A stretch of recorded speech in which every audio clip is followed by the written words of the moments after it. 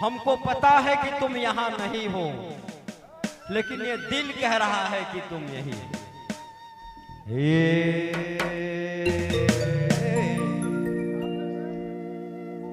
ये रे दया मन से मोके उतरा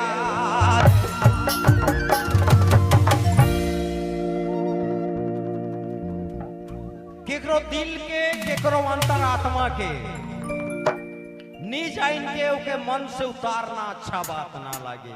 कम से कम उससे पूछ तो लेते कि शायद मैं तुम्हारा क्या गलती किया हूँ।